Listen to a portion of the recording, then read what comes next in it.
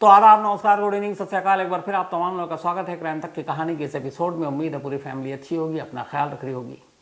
आज की कहानी एक ऐसी पॉलिटिशियन की है, एक ऐसी नेता की है जिसकी उम्र सिर्फ 35-36 साल और वो रहस्यमय तरीके से गायब। कहानी में पेच ये है कि एक शख्स कह रहा है कि वो अब इस दुनिया में नहीं है। कहने वाला ये भी कह रहा है कि उसने अपने हाथों से उसका कत्ल किया है, लेकिन करीब 10 दिन हो चुके हैं, लाश नहीं मिली। अब सवाल यह है कि कानून उसे जिंदा माने या मुर्दा। अगर लाश नहीं मिलती तो सिर्फ कातिल के इकरार करने पर ही क्या ये मामला खत्म हो जाएगा? क्या आगे चलकर अदालत में उसे सजा मिलेगी?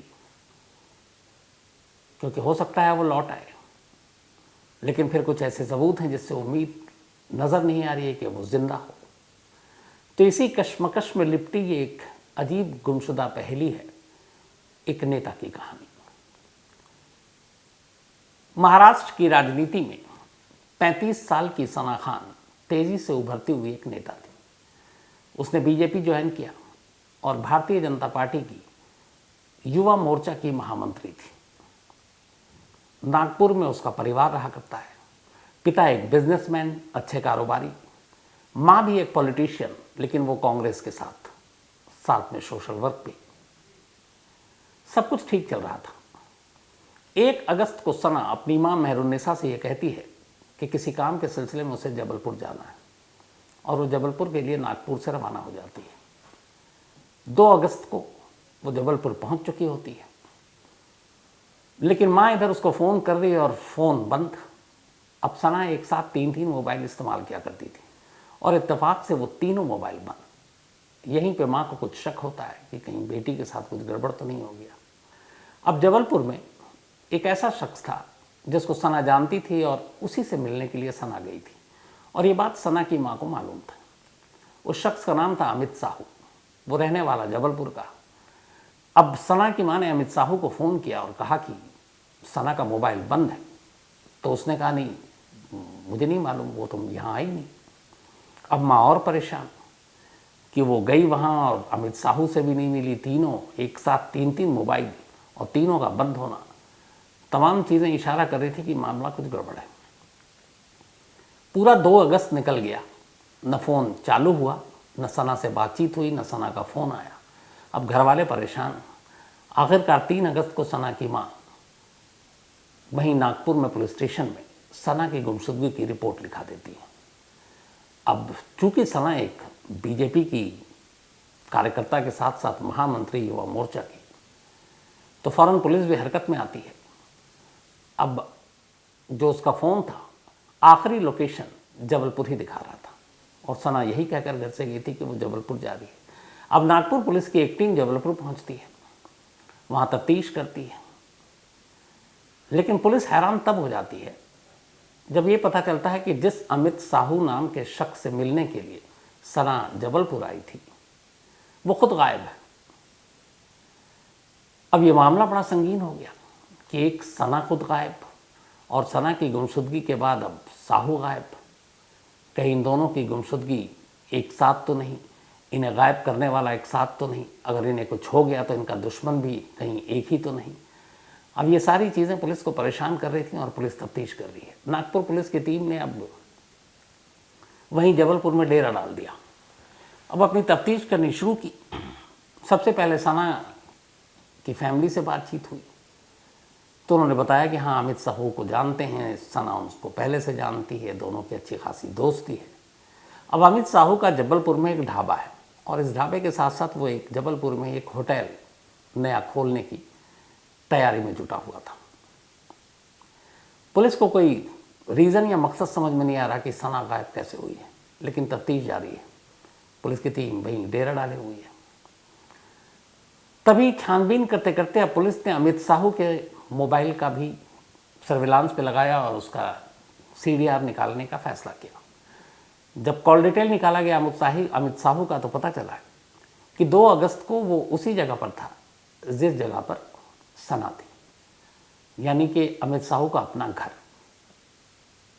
तब सना गायब और उसके बाद अमित साहू गायब, घर पे ताला लगा हुआ। कोई अगला सुराग या सिरा मिल नहीं रहा है। पुलिस की टीम पूछताछ के लिए नॉर्मल फिर ढाबे पर पहुंची, जो अमित साहू का ढाबा था। वहाँ सब पूछताछ हुई। तभी एक नौकर ने पूछताछ के दौरान बताया कि 2 अगस्त को अमित साहू यहाँ आए थे आखिरी बार, और वो अपनी कार लेकर आए थे।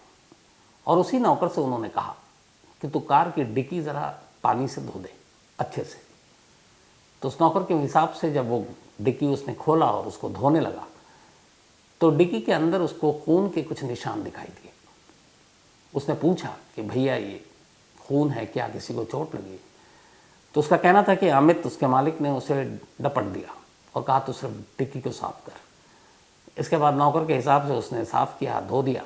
उसके बाद अमित साहू गाड़ी लेकर चला गया। यह आखिरी बातचीत थी। अब जब नौकर से ये बात पता चली तो पुलिस के कान खड़े हो गए। अब उन्हें लगा कि अमित साहू कहीं मुश्किल में नहीं है, बल्कि वो फरार है। और अगर नौकर का बयान सच है कि उस गाड़ी की डिक्की में खून के निशान थे, तो पुलिस को ये डर सताने लगा कि कहीं सना अब इस दुनिया में तो नहीं है, कहीं उसका कत्ल तो नहीं हो गया है। दिन बीत रहा है, सना का कोई सुराग नहीं मिल रहा है, कोई फ़ोन नहीं आ रहा है। और जैसे जैसे दिन बीत रहा, पुलिस वालों को इस बात का एहसास होता जा रहा है कि शायद सना खतरे में है या अब इस दुनिया में नहीं। इधर सना का भाई लगातार पुलिस से कह रहा है कि उसे डाउट है कि अब सना शायद जिंदा हो। उनका शक यही था कि अमित ने ही सना का कत्ल कर दिया। अब सना का कोई सुराग नहीं है, लेकिन सना के घर वाले पुलिस से यही कह रहे हैं कि उन्हें डर है कि सना अब इस दुनिया में नहीं है। तो पुलिस ने पूछा कि वजह क्या है, आखिर कोई क्यों सना को मारेगा, और आप बता रहे उसका दोस्त है। तो फिर घर वालों ने एक कहानी बताई। उन्होंने कहा कि सना करीब साल भर पहले अमित साहू के करीब आई थी, फिर दोनों में दोस्ती हो गई। अमित साहू एक ठीक ठाक पैसे वाला, उसका एक ढाबा था, फिर वो एक होटल खोलना चाहता था। तो इसी दौरान में जब उनकी दोस्ती हुई तो ये प्लान पता चला।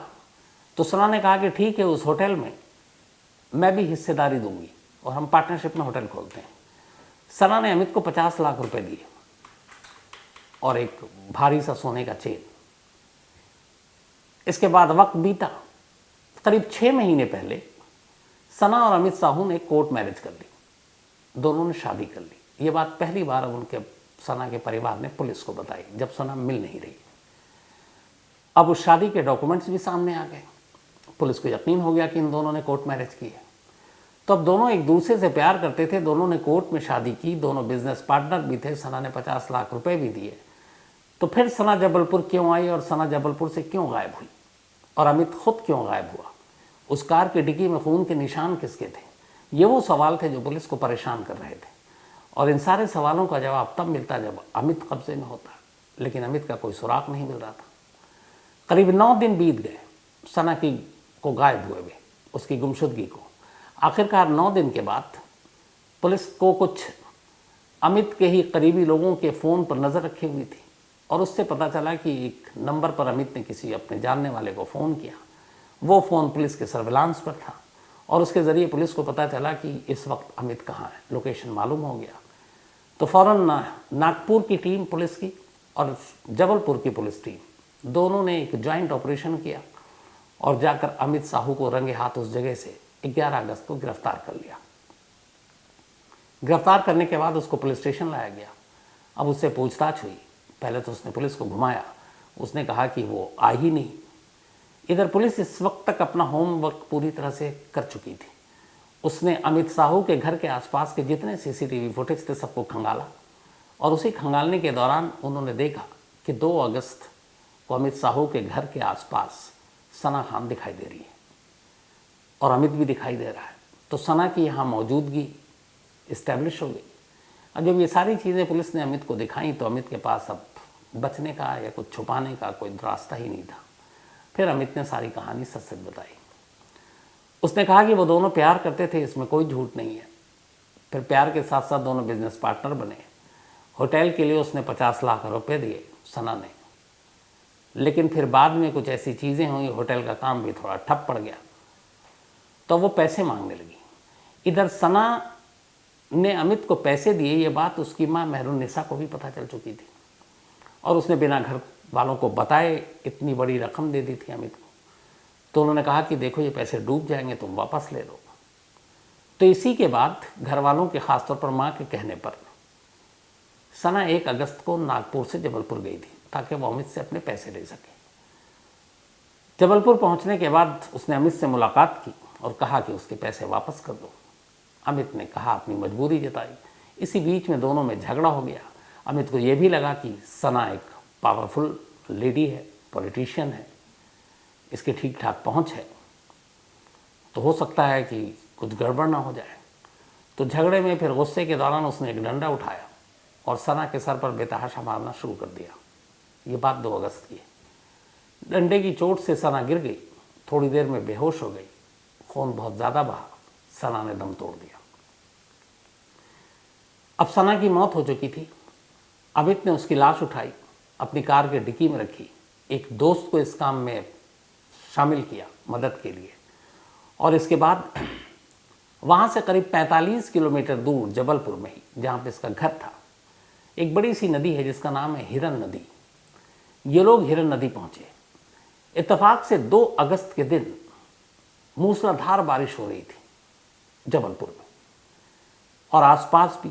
आपको याद होगा अभी 10-15 दिन पहले दिल्ली, हरियाणा, बल्कि पंजाब, हिमाचल, उत्तराखंड, हर जगह बारिश और सैलाब की तस्वीरें थी। तो उधर जबलपुर में भी यही हाल था। सारी नदियां उफान पर थीं और हिरन नदी की जो पानी थी वो भी उफान पर, बहुत तेज बहाव था। ऊपर से बारिश हो रही थी। दोनों ने सना की लाश को कार से निकाली और उसी उफनती हुई हिरन नदी में उस लाश को फेंक दिया। लाश फेंकने के बाद दोनों लौटे। फिर अमित ने अपनी गाड़ी को साफ करवाया नौकर से उस ढाबे में। इस दौरान में मेहरुन्निसा का उसके पास फ़ोन आया, तो पहले उसने मना कर दिया कि वो तो यहाँ ही नहीं, लेकिन फिर उसे लगा कि परेशान ना, तो उसने कहा आई थी, हमसे झगड़ा हुआ और उसके बाद वो चली गई, उसके बाद मुझे कोई जानकारी नहीं। और इसके बाद वो खुद अपना मोबाइल बंद करके गायब हो गया। अब अमित ने अपना जुर्म कबूल कर लिया। पुलिस को लगा चलो केस सॉल्व। अब पुलिस की टीम उसको लेकर गई उस हिरन नदी में, उस जगह पर जहाँ 2 अगस्त को उसने वो लाश पानी में फेंकी थी। 9 दिन बाद 11 अगस्त को। हालांकि अब पानी का बहाव थोड़ा कम है, लेकिन 2, 3, 4, 5 अगस्त तक हिरन नदी उफान पर थी। पानी का बहाव बेहद तेज और नदी मीलों बहती हुई जा रही है। अब सवाल है कि वो लाश बहकर कहाँ गई। नागपुर पुलिस, इधर जबलपुर पुलिस, इन्होंने अपनी जितनी मेहनत मशक्क़त से आसपास उन नदियों को खंगाल सकते थे खंगाला। तो यहाँ पे सना की लाश नहीं मिली है, लेकिन एक लाश मिली थी, पर उसकी पहली अभी तक नहीं सुलझी है। कुकू एफएम के ऑडियो बुक पर ऐसी एक कहानी है सुनंदा पुष्कर की। Sunanda Pushkar found dead. क्या थी सुनंदा पुष्कर की मौत की सच्चाई? 17 जनवरी 2014 का ये वाकया है। शशि थरूर, कांग्रेस के बहुत बड़े नेता और साथ में एक पाकिस्तानी जर्नलिस्ट का कनेक्शन, ये सारी चीज़ें आई थी जब सुनंदा पुष्कर की लाश मिली थी एक 5 सितारा होटल में। तो सुनंदा पुष्कर फाउंड डेड कुकू एफएम के ऑडियो बुक पर इस मिस्टीरियस कहानी की पूरी डिटेल में जानकारी है, आप इसे ज़रूर सुनें। कुकू एफएम देश का बेस्ट ऑडियो शो प्लेटफॉर्म है जिसके 15 लाख से ज़्यादा एक्टिव हिंदी पेड सब्सक्राइबर हैं और यहाँ हर महीने 4200 घंटे के कंटेंट्स के साथ ये लगातार बढ़ रहा है। कुकू एफएम ऐप पर 10,000 से ज़्यादा ऑडियो बुक हैं जिसे आप कहीं भी कभी भी सुन सकते हैं, हिंदी में सुन सकते हैं। इसमें biography, business, crime, entertainment, politics तमाम बुक हैं। क्राइम तक फैमिली के लिए इस वक्त एक खास ऑफर है। कुकू एफएम ऐप के पहले महीने के सब्सक्रिप्शन पर पूरी क्राइम तक फैमिली के लिए 50% डिस्काउंट है। यानी पहले महीने के लिए सिर्फ 49 रुपये में आपको 10,000 ऑडियो बुक का ऐसा खजाना मिलेगा जिसे आप जहाँ चाहें सुन सकते हैं और अपना ज्ञान बढ़ा सकते हैं।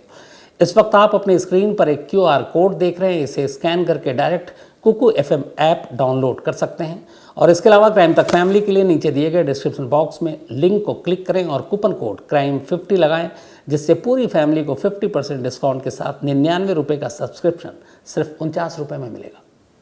लेकिन अभी तक लाश नहीं मिली और अगर MP पुलिस के सोर्सेज पे बिलीव करें तो उनका कहना है कि 2 अगस्त को जो हालत था, जिस तरीके की बारिश थी, नदी में जो उफान था, उसको देखते हुए इस बात के चांसेस बहुत कम हैं कि सना की लाश शायद मिल जाए। तो उम्मीद नहीं है अब सवाल ये है कि अगर उम्मीद नहीं है तो इस केस में क्या होगा। तो कानून के जानकार कहते हैं कि अभी तो अमित साहू ने अपना जुर्म कबूल कर लिया है, लेकिन आगे चलकर वो कोर्ट में पलट सकता है। तब यहाँ पुलिस को सबसे पहले ये ज़रूरी है कि वो सना को मुर्दा साबित करे। अब मुर्दा साबित करने के लिए लाश का होना ज़रूरी है। लाश ना हो तो फिर ये कहा जा सकता है कि सना कहीं और चली गई, ये गुम हो गई, ये कभी लौट आएगी। और अगर वो लौट आई और इस बीच में आपने हमारे मौतिल को सज़ा दे दी तो ये इंसाफ के साथ नाइंसाफ़ी होगी। लेकिन पुलिस के पास दूसरा रास्ता भी है। अगर कार के अंदर से कुछ ऐसे ब्लड स्पॉट मिल जाए, हालांकि कार धुल गई है, और वो ब्लड डीएनए से मैच कर जाए सना की फैमिली से, तो ये साबित हो जाएगा कि ये सना का खून था। बाकी सर्कमस्टेंशियल एविडेंस, जो फ़ोन डिटेल, कॉल, सना की वहाँ मौजूदगी, ये सारी चीज़ें भी बहुत मुमकिन है इस केस में एक अहम रोल प्ले कर सकते हैं। इधर अमित के बारे में पता चला कि अमित की यह सना से दूसरी शादी थी। इससे पहले उसकी शादी एक पुलिस वाली से हुई थी, लेकिन अमित अपने ढाबे के आड़ में शराब की भी तस्करी किया करता था और इस वजह से उसकी बीवी ने कोरोना काल में उसे छोड़ दिया। और उसके बाद फिर वो सना के संपर्क में आया और उसने सना से कोर्ट मैरिज की। अब नागपुर पुलिस रिमांड पर लेकर अमित को नागपुर पहुंची है। वहाँ उससे बाकी डिटेल से पूछताछ होगी और इस केस में जो कड़ियाँ अभी भी गायब हैं उनको जोड़ने की कोशिश की जाएगी। तो फिलहाल एक नेता की मौत और उसकी लाश, जो शायद ही अब मिले, क्योंकि खुद पुलिस का कहना है कि लाश मिलने की उम्मीद बहुत कम है। मिल गई तो आगे की चीज़ें साफ हो जाएंगी। तो आज कहानी में इतना ही, लेकिन कहानी ख़त्म करूँ उससे पहले वही अपना सिलसिला। आज अबू नसर अंसारी, इनका बर्थडे है, तो हैप्पी बर्थडे अबू नसर। सुनील सच्चर जी, इनका भी आज जन्मदिन है, तो हैप्पी बर्थडे सुनील जी, और ये लखनऊ से हैं। थैंक यू सो मच आपकी इस मेल के लिए। अमित टेकराम का भी आज बर्थडे है, तो हैप्पी बर्थडे अमित। साथ ही डॉक्टर अमन चौधरी, इनका भी आज जन्मदिन है, तो हैप्पी बर्थडे डॉक्टर साहब। इसके अलावा वामिक, इनका भी आज बर्थडे है, तो हैप्पी बर्थडे वामिक। और ये वंदना एंड विनोद ध्यानी की बिटिया हैं। साथ ही महेश कुमार का भी आज जन्मदिन है, तो हैप्पी बर्थडे महेश जी। इसके अलावा सुनील जैन जी के बेटे का भी आज जन्मदिन है। उन्होंने नाम नहीं लिखा, ये पानीपत से हैं, लेकिन हैप्पी बर्थडे सुनील जी आपके बेटे को। एक मेल आया कल, बड़ा अच्छा लगा इसको पढ़कर। ज्योति श्रीवास्तव हैदराबाद से हैं ये। इन्होंने लिखा है, एक वीडियो लिंक भी भेजा, बात करीब 3-4 साल पुरानी है। इन्होंने लिखा है कि मैं एक हाउसवाइफ हूँ, पति और घर में मदर इन लॉ हैं इनके, और ये कहानियाँ सुना करती थी। और वहीं से फिर इनको लगा कि क्राइम के बारे में या फिर और ज़्यादा जानकारी के लिए कानून की पढ़ाई करनी चाहिए। इसके बाद ये एग्ज़ाम में बैठी, फिर एंट्रेंस पास किया, फिर एक कॉलेज में इन्होंने LLB में दाखिला लिया, और शायद कल या परसों इनका जो मेल आया था कि अब इन्होंने वकालत पास कर लिया, LLB इन्होंने क्लियर कर ली और इनकी जॉब भी लग गई। तो थैंक यू सो मच ज्योति जी इस मेल के लिए, इससे बड़ी प्रेरणा मिलती है, एंड ऑल द बेस्ट। और इसमें आपकी मतलब अपनी एक तरह से लगन और वो थी कि सारी चीज़ों को आपने किनारे रख कर अपने सपने को पूरा किया इस मेहनत से। तो इससे ये भी अंदाज़ा होता है कि अगर इंसान कुछ भी चाहे तो उसे हासिल कर सकता है, बस सच्चे लगन की ज़रूरत होती है। और ख़ासतौर पर आपकी मदर इन लॉ, उनको बहुत ज़्यादा मैं दूंगा बधाई, क्योंकि उन्होंने आपका सपोर्ट किया, जैसा आपने लिखा।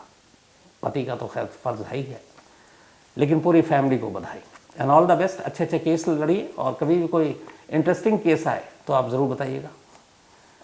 इसके अलावा गगनदीप सिंह जी, इन्होंने एक कहानी की फरमाइश की है।